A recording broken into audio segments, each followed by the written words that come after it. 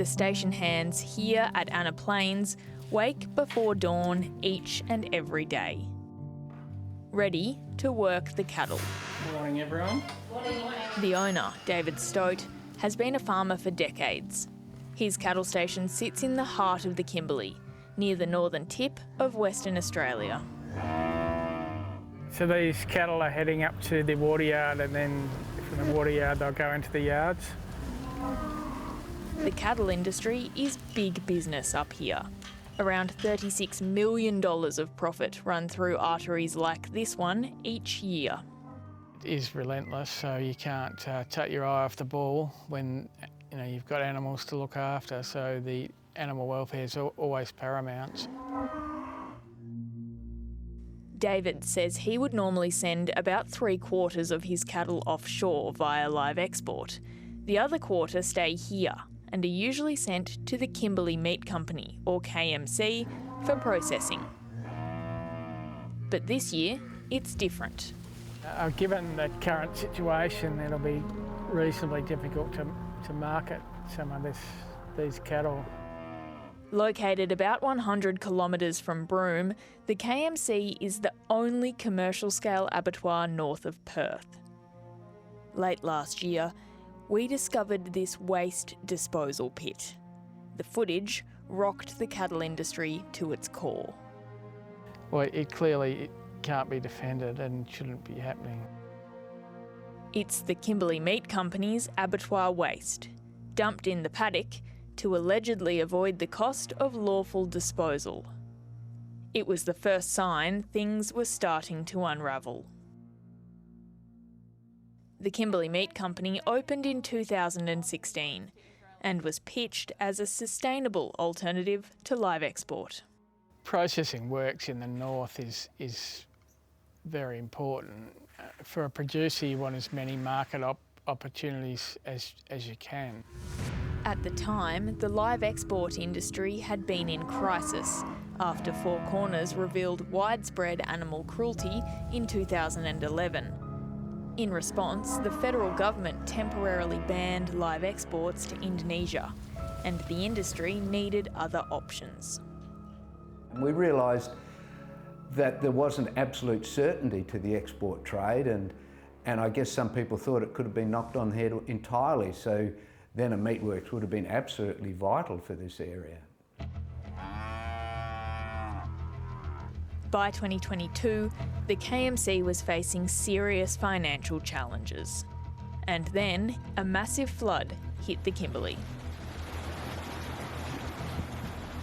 Earlier this year, the KMC shuttered, and the Meatworks parent company, Yeeda Pastoral, called in administrators. The business was $103 million in debt and under state government investigation for dumping its abattoir waste. Over the last few years, there's been all sorts of rumours and all sorts of restructure plans put to the industry. Unfortunately, none of them came to fruition. It was around this time industry members started coming to us, accusing KMC of unpaid debts and animal abuse. Most are too scared to talk. But we have been sent a video by a whistleblower.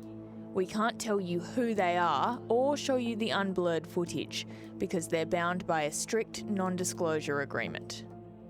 They say the video, shot in early 2022, shows nearly 2,000 scrub bulls, or feral cattle, that are owned by KMC, held unattended in a yard. Some lie dead on the ground after allegedly being kept there for months. They appear to have been abandoned. Pretty jammed up in there, aren't they?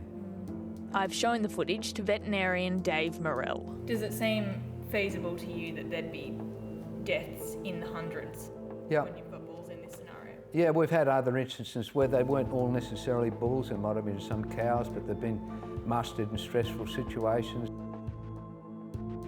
It's alleged more than 400 of the bulls died. 730 repeatedly tried to contact Yeeda and the Kimberley Meat Company. Neither answered our calls. We've also sent detailed questions, but have not received a response. Many in the industry who are afraid to speak openly say it's a betrayal of the standards they've fought hard to protect. The conduct of the company over the entire period smacks of being unable to pay its debts. Dozens of insiders we spoke to allege the business had been taking serious financial risks. This graph in the administrator's report suggests that for 4 years, Yeater was operating below the solvency threshold.